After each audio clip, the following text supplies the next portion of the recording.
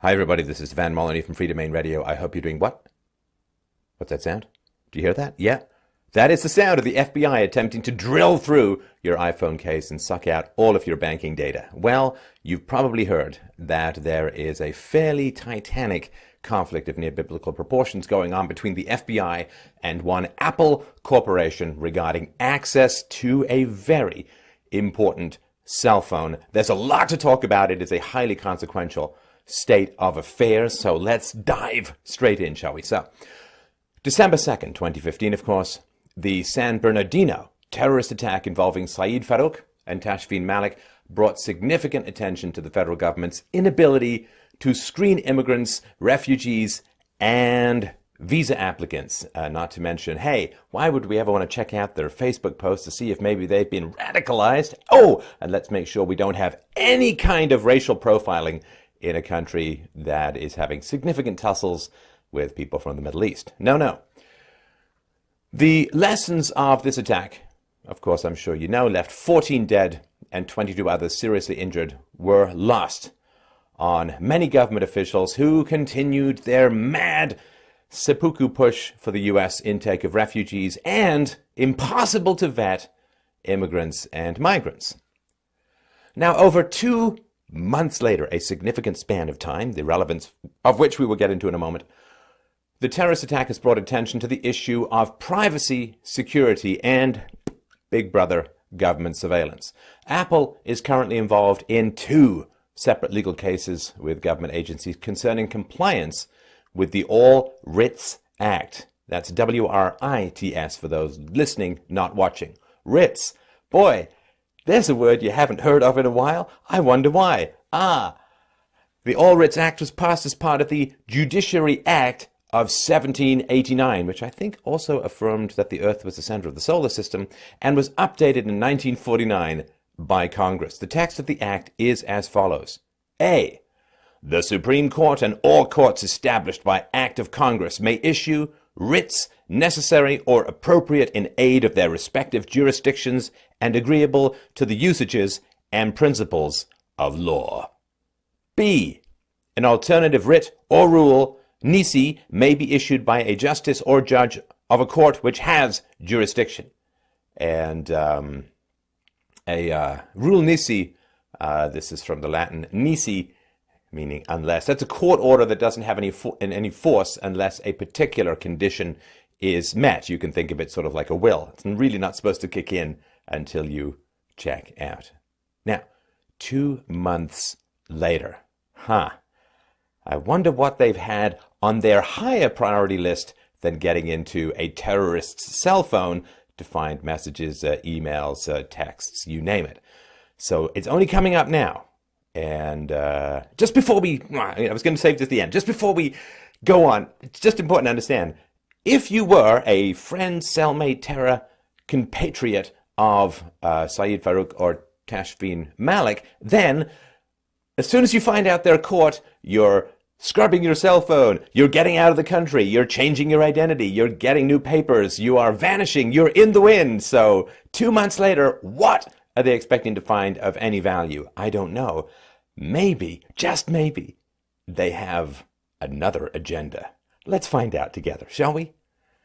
So, on devices running iOS 7 and previous operating systems, Apple has the technical ability to extract data, including contacts, photos, calls, and iMessages. The specific data available may be limited by the operating system version, but Apple can obtain this data without unlocking the phone involved. So this is from an Apple legal document, and no, it's not the one you clicked agree to, hoping that it wasn't going to result in you having to forcibly sell your kidney through iTunes. Quote, such operating system versions are becoming rare as they compromise, that's supposed to be comprise, I'm pretty sure, as they comprise less than 10% of the devices.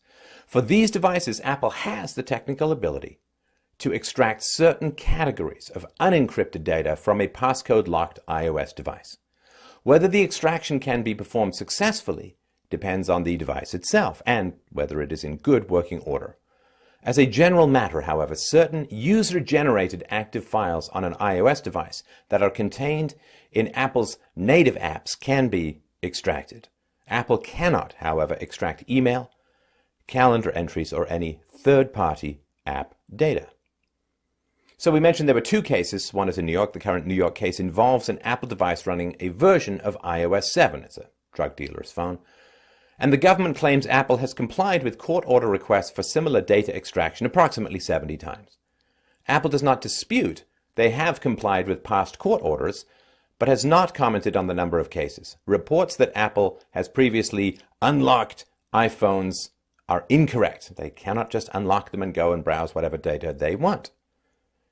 So in addition to objecting to the application of the All Writs Act, Apple notes the burden, quote, diverts manpower and resources, end quote, including, quote, the inevitable testimonial demands that will follow such data extraction, right? So if the Apple engineers manage to extract some data, they're probably going to have to testify in court. They're going to be cross-examined, and they can't reveal any proprietary information during this cross-examination. It's really complicated, requires a lot of preparation, and takes the engineer out of circulation. And I can't imagine it's something that the engineers look forward to a whole lot. So this is continue the quote. Once Apple engineers participate in the process, they may be required to testify at trial. This is not a case where Apple engineers are fact witnesses required to testify when called.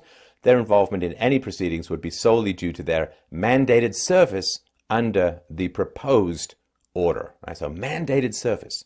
It's one thing to say, look, you've got some data, send it over to us on a USB key. Boom, boom, boom, off it goes, right? It's quite another thing to say you have to perform technical wizardry to extract and unencrypt and get the data in some readable format and so on, and then you have to testify that the guy who puts in the USB says, oh, I sent it over. If it's unencrypted and available, the guy who's got to do all the engineering, it's complicated and time-consuming. Apple also notes that, quote, public sensitivity to issues regarding digital privacy and security is at an unprecedented level. Quote, this is true not only with respect to illegal hacking by criminals, but also in the area of government access, both disclosed and covert. Apple has taken a leadership role in the protection of its customers' personal data against any form of improper access. Forcing Apple to extract data in this case, absent clear legal authority to do so, could threaten the trust between Apple and its customers and substantially tarnish the Apple brand. This reputational harm could have a longer-term economic impact beyond the mere cost of performing the single extraction at issue. This is really something we're going to focus on while we talk about this. There are lots of choices for people who want to buy phones. And if Apple is known to have backdoors or to get in or to extract data from user phones, either overtly or covertly, people are just not going to want to buy Apple phones. What dent is that going to put in their sales? Also, if people have bought phones, let's say you just laid out $800 for some top-of-the-line Apple iPhone, and then it turns out that Apple can get at the data, which you kind of bought it so nobody could, maybe you want a refund. Maybe there'll be a civil action or a lawsuit against Apple. Maybe it will be some massive lawsuit that everyone will pile on and say, wait a minute, we bought these phones in order to protect our data, and now you've just built some backdoor. Our phones are useless. We're bringing a class action. Like, who knows what could happen from here? And of course, whatever the government demands Apple is going to do, it's not going to be able to demand that phone manufacturers in any other country are going to have to do, so that puts Apple manufacturers at a significant disadvantage in the worldwide market. That's not unimportant when it comes to having jobs in America. Quote, application of the All Writs Act in this case imposes a real burden on Apple, commercial and reputational. Should the court determine that the law does not support the government's reliance on the All Writs Act for the reasons the court identified, Apple respectfully requests that the court deny the government's application for an order requiring Apple to perform extraction services on the Apple manufactured device in the government's custody. Now, this New York case is pending, but the current attention is on California, which we will now turn to. The California case involving the iPhone of the San Bernardino terrorist Syed Farouk has caught significant media attention over the last several days. But it is significantly different from the New York case. While the California case also involves the use of the questionable All Writs Act, the iPhone in question is running iOS 9, and data extraction is no longer possible due to far more extensive encryption. The United States District Court for the Central District of California is ordering, quote, 1. Apple shall assist in the enabling of the search of a cellular telephone, Apple make iPhone 5C, the subject device, pursuant to a warrant of this court by providing reasonable technical assistance to assist law enforcement agents in obtaining access to the data on the subject device. 2. Apple's reasonable technical assistance shall accomplish the following 3 important functions. 1. It will bypass or disable the auto-erase function, whether or not it has been enabled. 2. It will enable the FBI to submit passcodes to the subject device for testing electronically via the physical device port, Bluetooth, Wi-Fi, or other protocol available on the subject. And 3.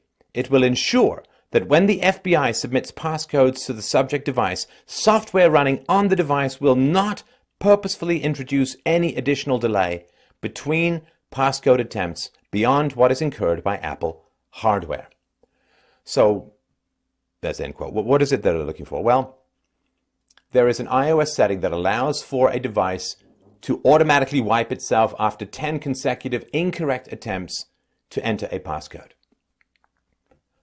Now, the passcode is entangled with the unique ID of the actual device, so you can't mirror it or create some virtual phone somewhere else.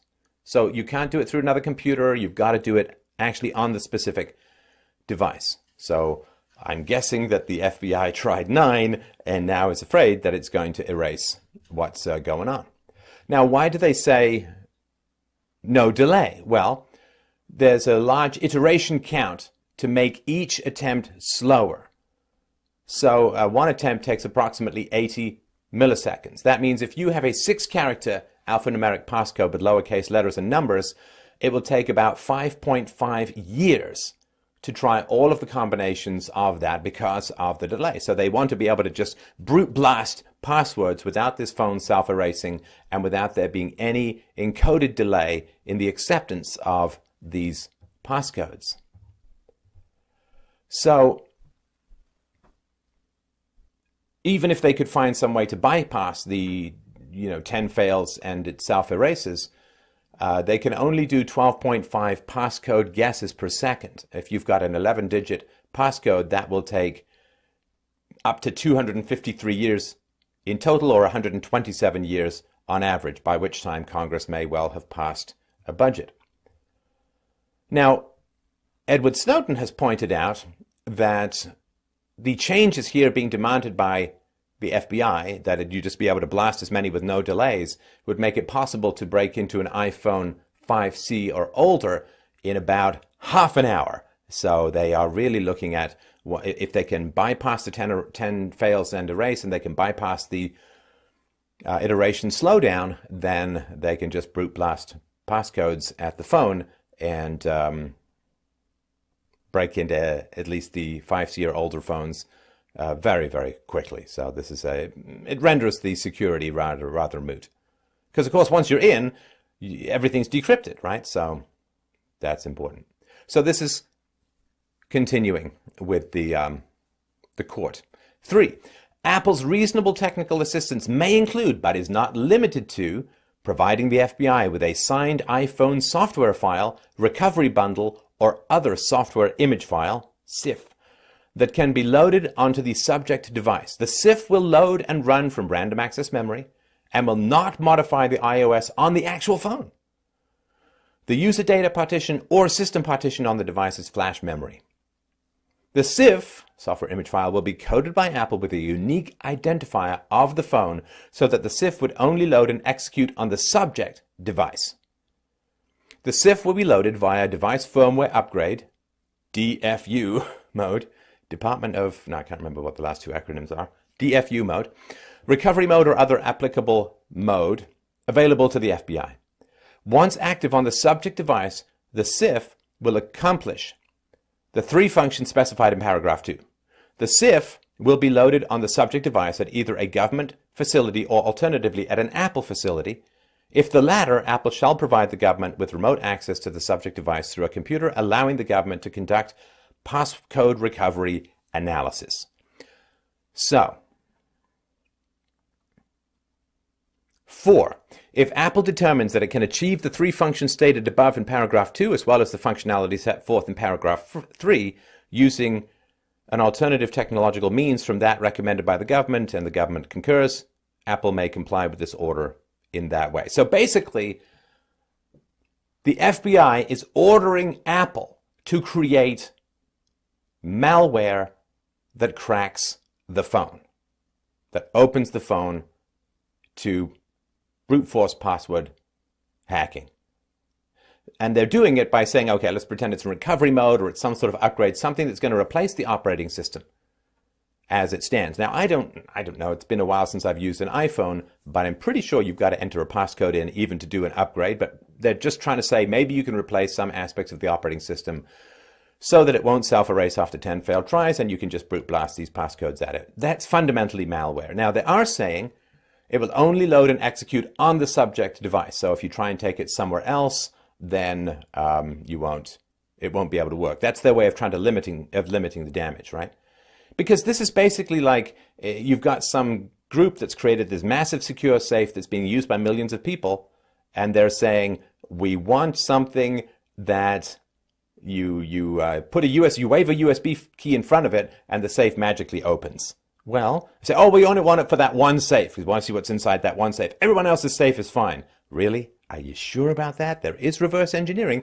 There are ways of reverse engineering code and figuring out how it works and substituting one value for another, as in all phones. So this is true genie out of the bottle, Pandora's box kind of malware that the FBI is ordering Apple to create. Court document continues. 5. Apple shall advise the government of the reasonable cost of providing this service.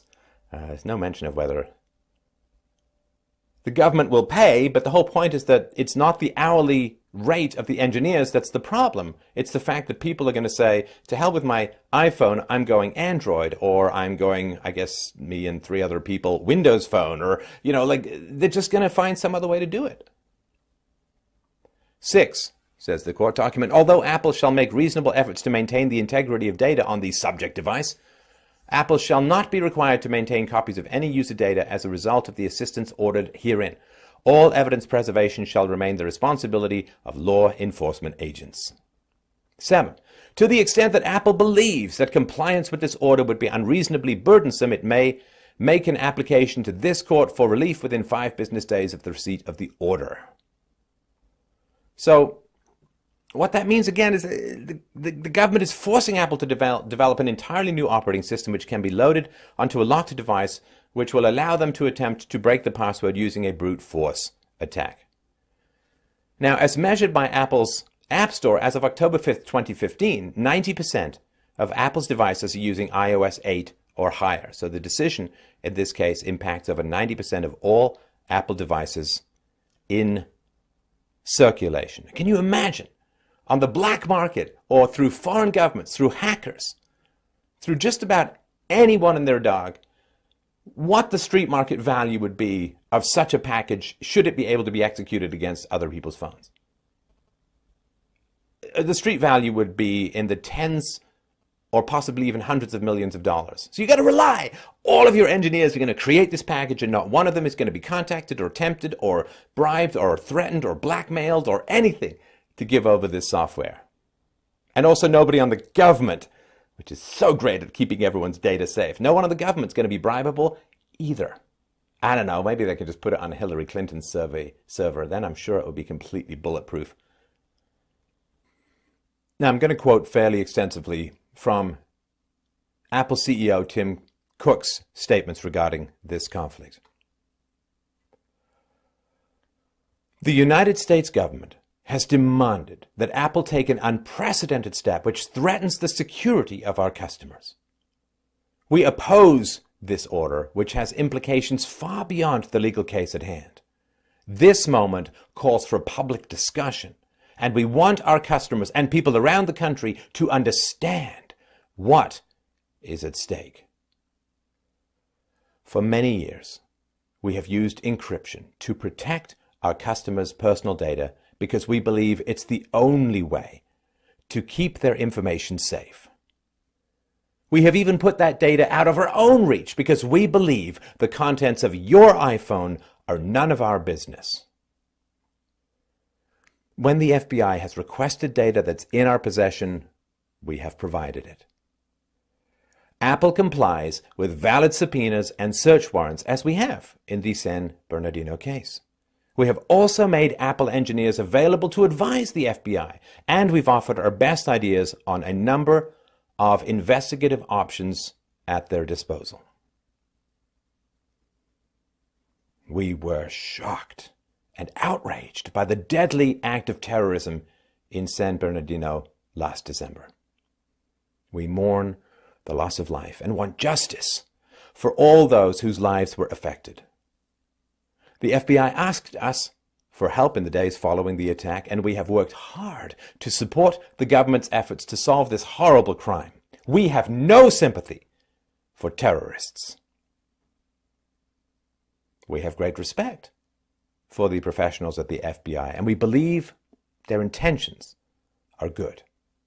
Up to this point, we have done everything that is both within our power and within the law to help them. But now, the U.S. government has asked us for something we simply do not have, and something we consider too dangerous to create.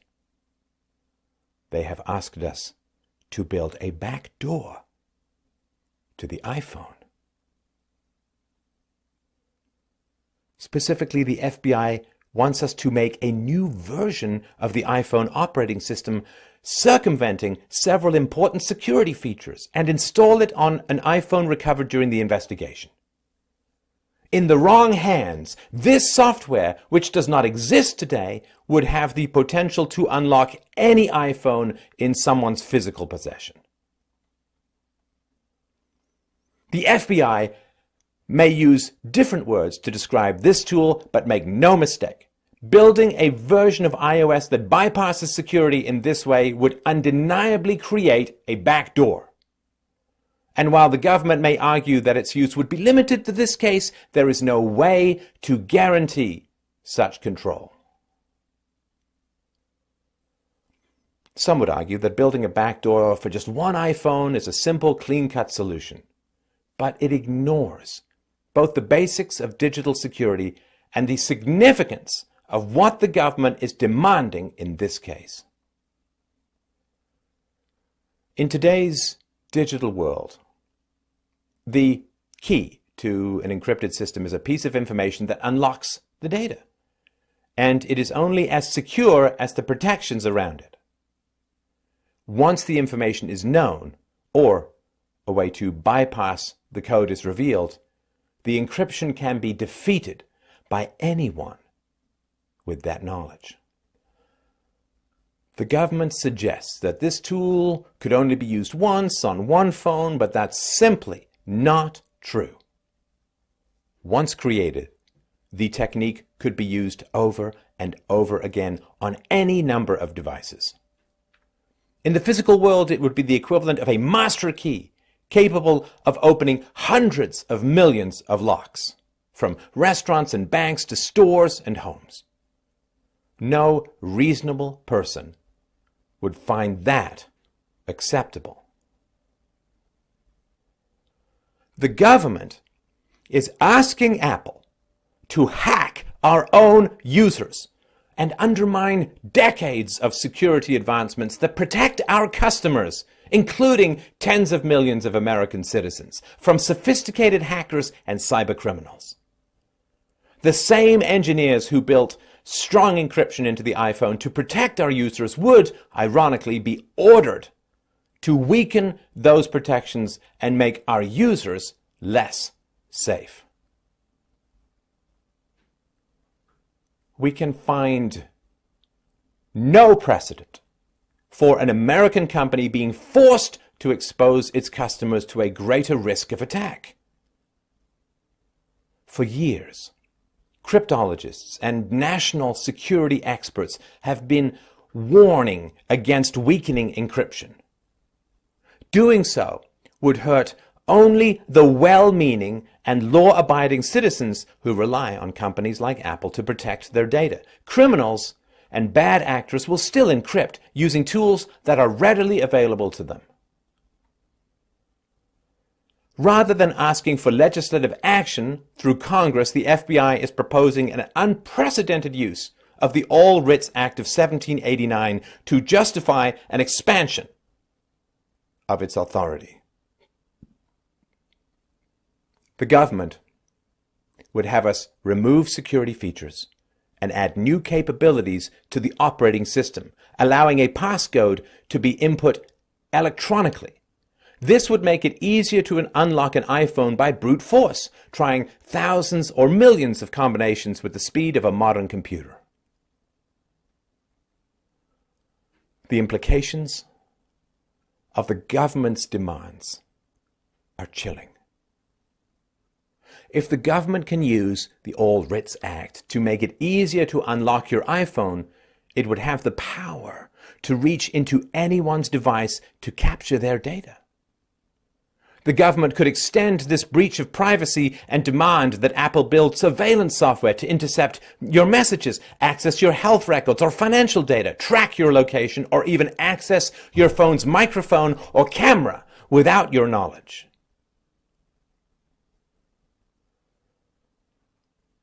Opposing this order is not something we take lightly. We feel we must speak up in the face of what we see as an overreach by the U.S. government. We are challenging the FBI's demands with the deepest respect for American democracy and a love of our country. We believe it would be in the best interest of everyone to step back and consider the implications. While we believe the FBI's intentions are good, it would be wrong for the government to force us to build a backdoor into our products.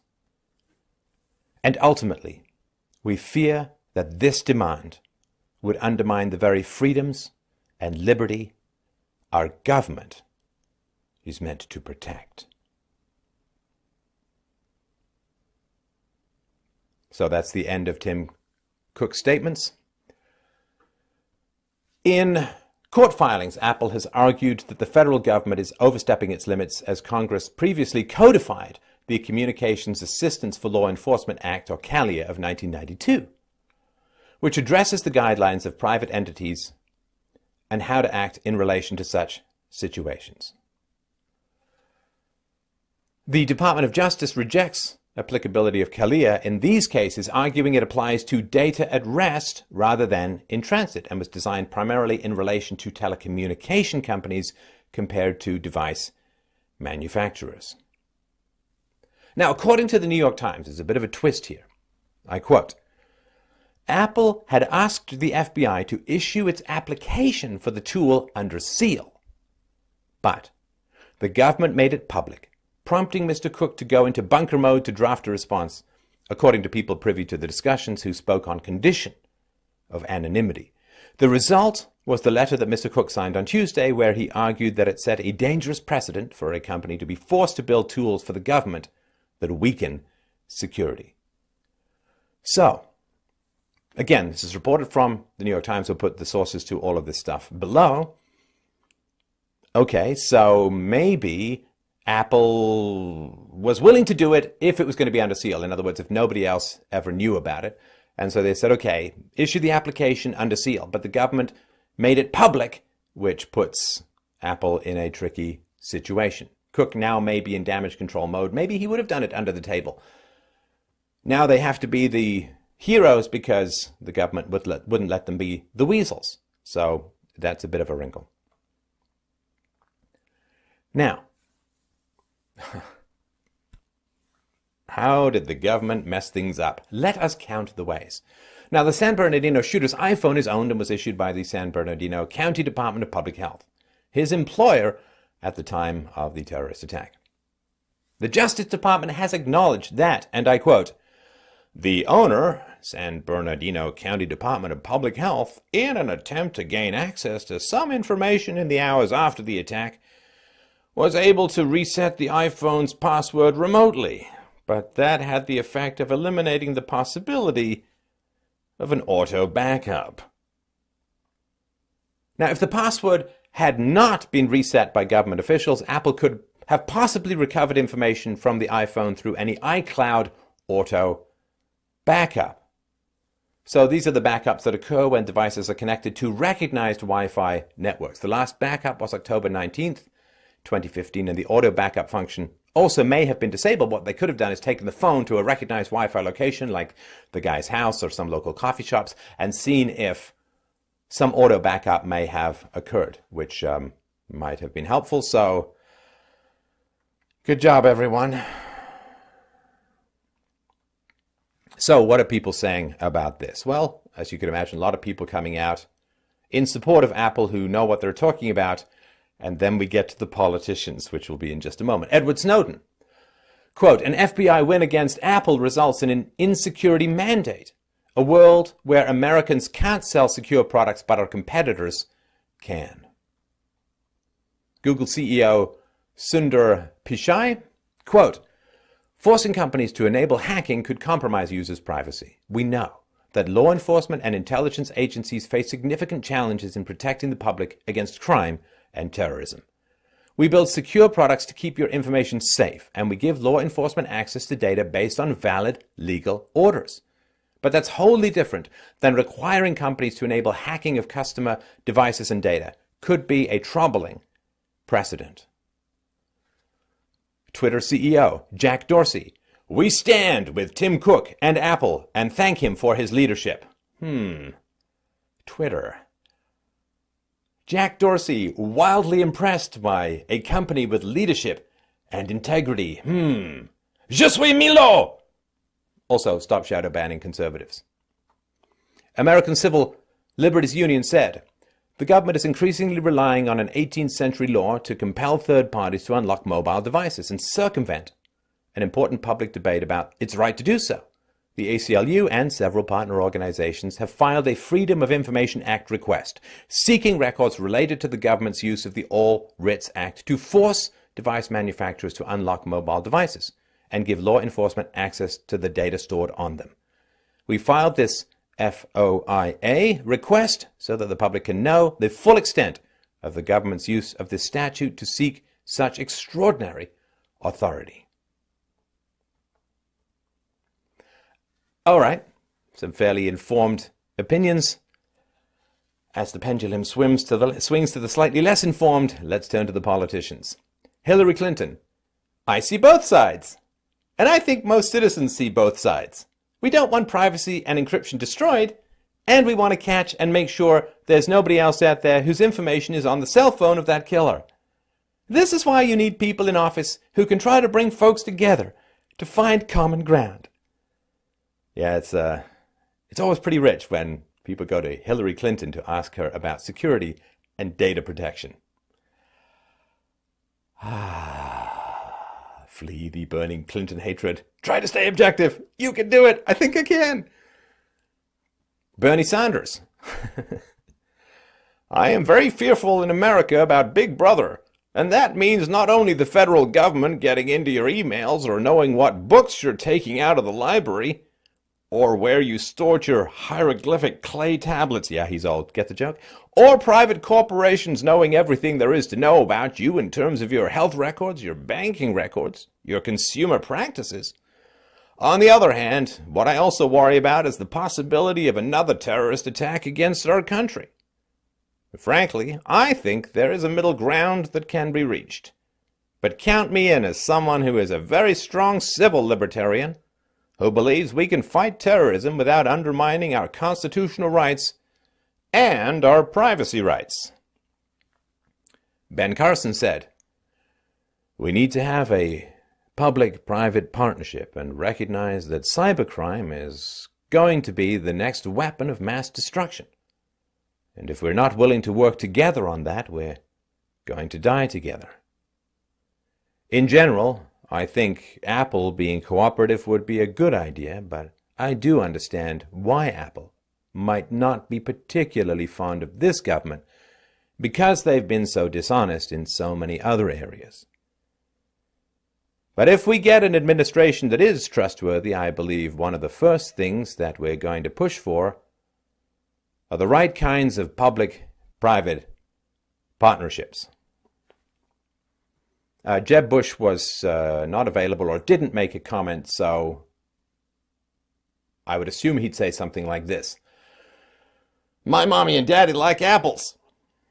Now, this is called a magic pony solution. Like I remember when I was CTO, Chief Technical Officer of the R&D department of a software company I co-founded, salespeople would come back with, "We want it faster and cheaper and tomorrow, because that's what I sold." And we'd be like, "Oh, there goes the weekend." And the salespeople would go up to their cottages and we get bloodshot under fluorescent lights typing code until it blurred in front of our very soul.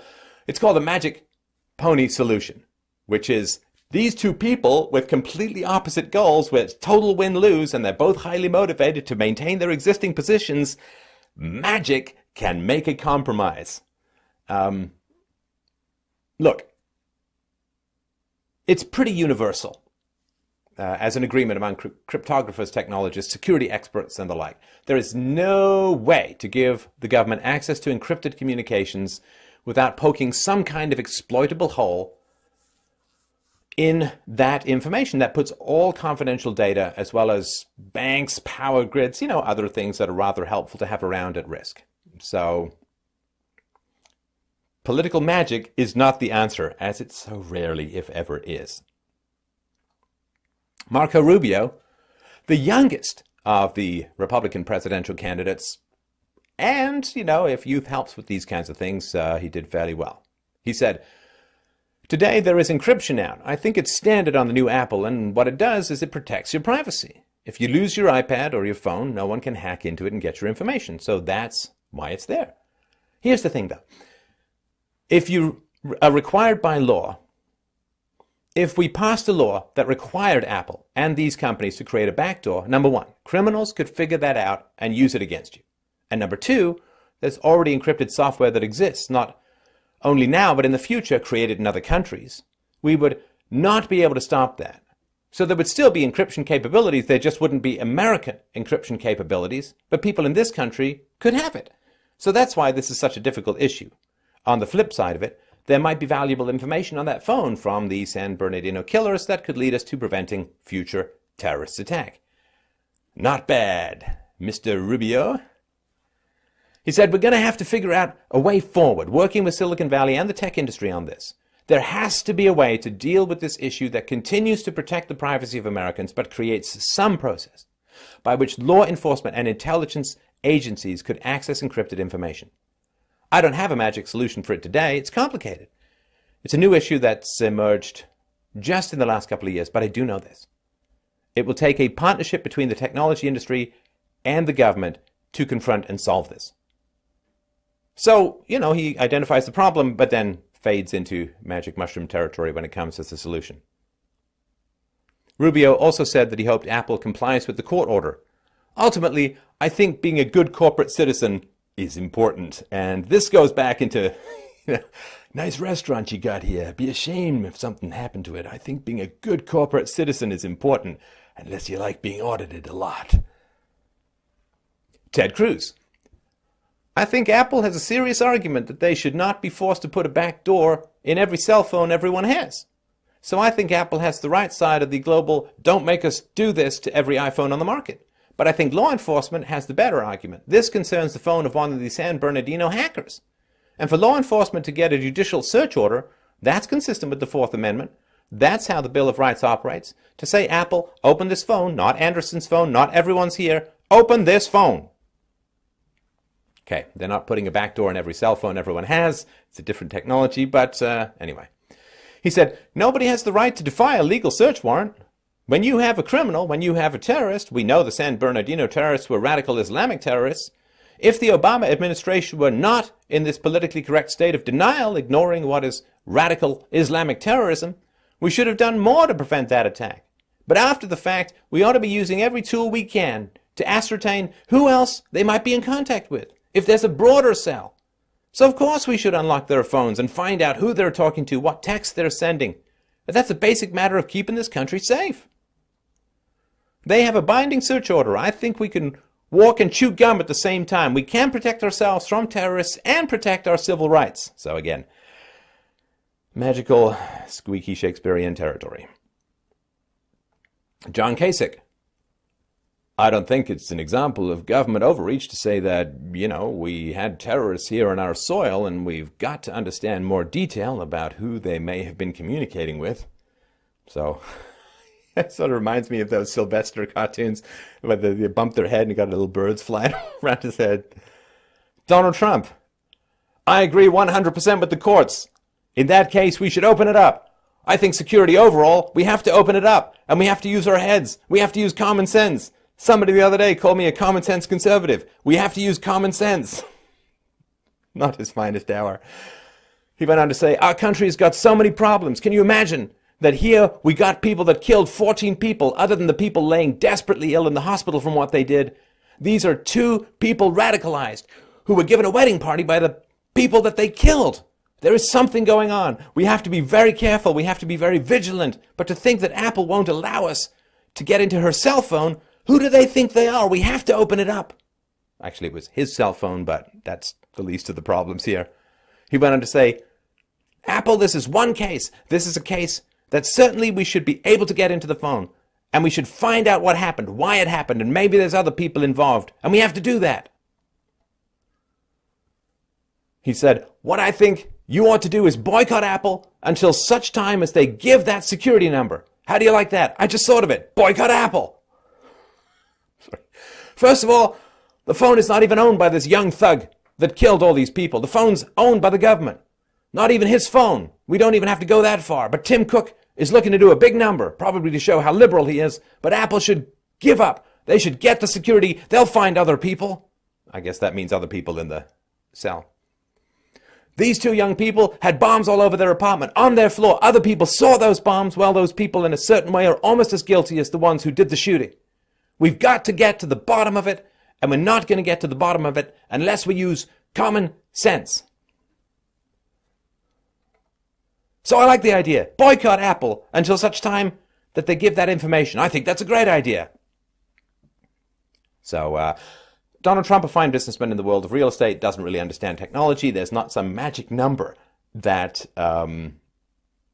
Apple has that allows you to get into this cell phone. And the idea that, well, it's a government cell phone, so we should be able to get into it. Look, there's no way that Apple is going to be able to create software that will only load itself on a government cell phone. I mean, what's the operating system instruction going to be? Hey, iPhone, are you near some really, really unproductive people? Are you currently being squished by a giant, spotty, entitled, unionized butt? Okay, unlock. It's just not how it's going to work. It's okay to take advice from technology experts before you give your thoughts. Okay.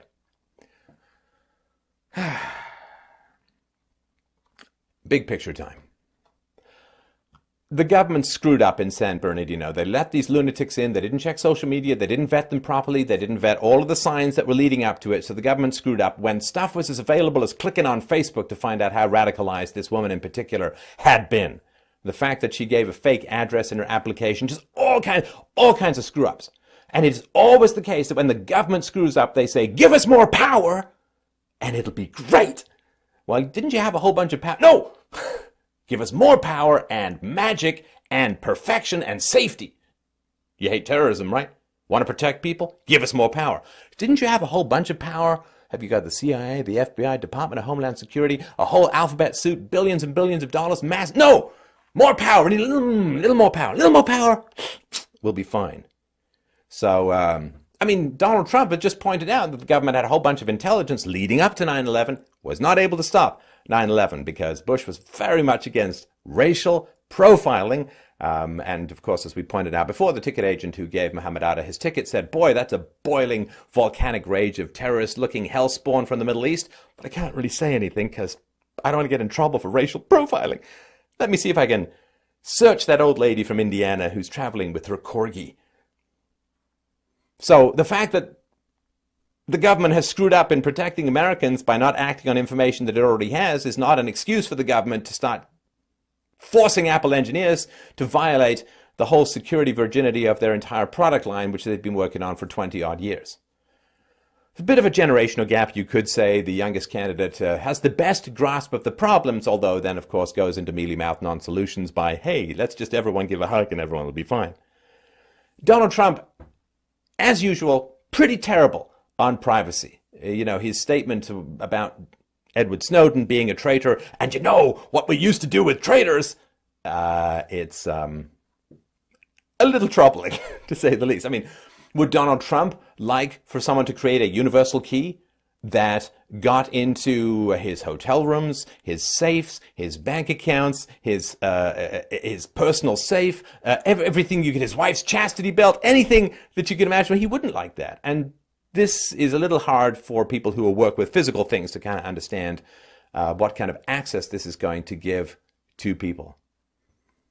Now, of course, if the US forces US companies to break their own encryptions, okay, foreign countries don't have such mandates. You can install private encryption. You can rootkit your phone so that you can mess around with the operating system. So it's like gun control. Like, I mean, if encryption becomes illegal, only illegal people and criminals will use encryption, and it will be entirely against the point of the whole thing. So that's not. It's going to put Apple or American companies as a whole as a huge competitive disadvantage internationally, and it's a huge mess. I mean, it would really crater U.S. cell phone sales in America, around the world, you name it. And of course, the people who have engineers, I've read that they're people too and have moral convictions. And engineers, if they're forced by government to violate the very privacy they've spent their lives dedicated to maintaining, they have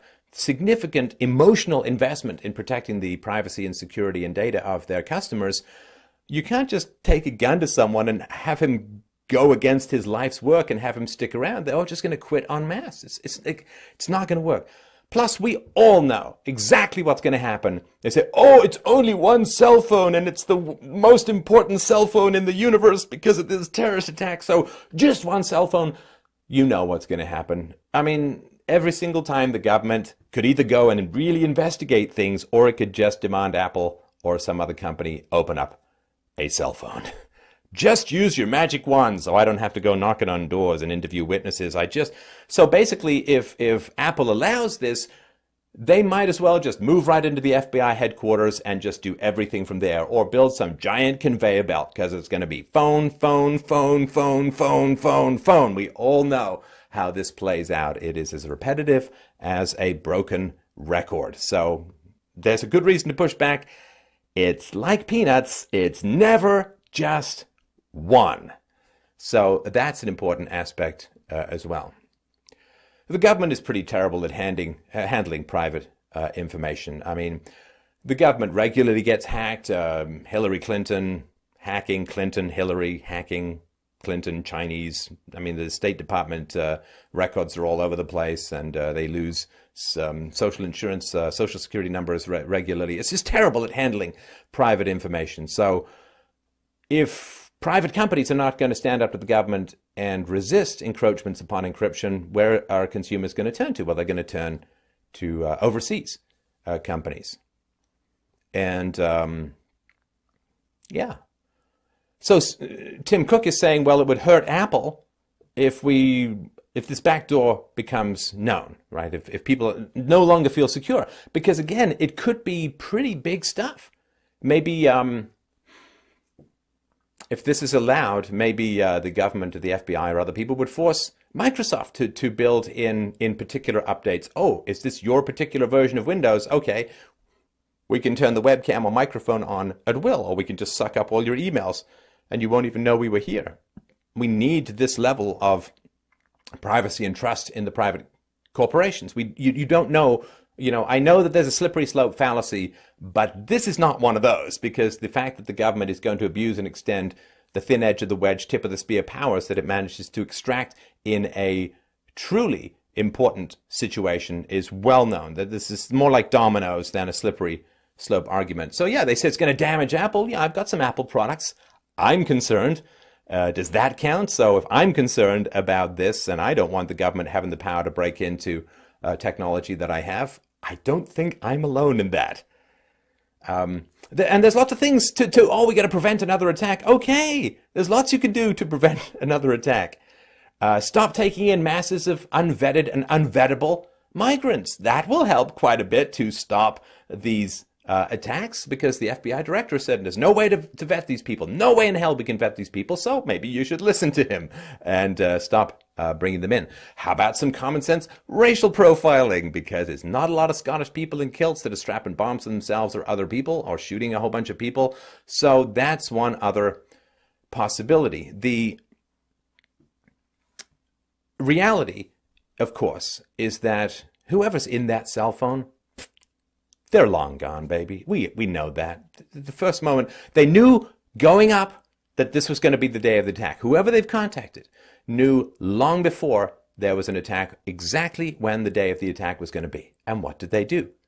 They left the country. They're gone, baby, gone. They are history. They are a long shadow in a low sunset straight over the horizon. And if they have stayed around, they've got completely new identities, maybe plastic surgery, who knows what kind of Mission Impossible stuff is going on, but they are scrubbed, they are in the wind, they are not going to be around. And look, if it's so damn important to get all of the information from this phone, why is this only coming up 2 months after the attack? Why? Why is it only coming up 2 months after the attack? Come on. If the government was so desperate to get this information, they'd be on the phone with Apple 14 minutes after the attack, and they'd be getting lawyers to start squirting out all of these legal documents like tap water from a water pistol. So if they were that concerned, they would have done it right away. The fact that it's 2 months later means that it really wasn't that important to them. So if it's not that important to them, why would you force Apple to compromise encryption it spent decades building up? Why would you threaten the viability of Apple stock and of Apple income and of Apple employment and of Apple's trust with its customers? Why would you destroy what could potentially be millions or hundreds of millions or more dollars worth of Apple valuation? The goodwill of the company would evaporate in the minds of a lot of people, or at least be significantly diminished. If it was that important, do it right away, right now. It's too late. There's no point locking the door after the horse has left. So I don't buy it for a moment that it's so absolutely important, because if it was, they wouldn't be sitting on their asses for 2 months and then saying, oh, we need that data, compromise all of your encryption.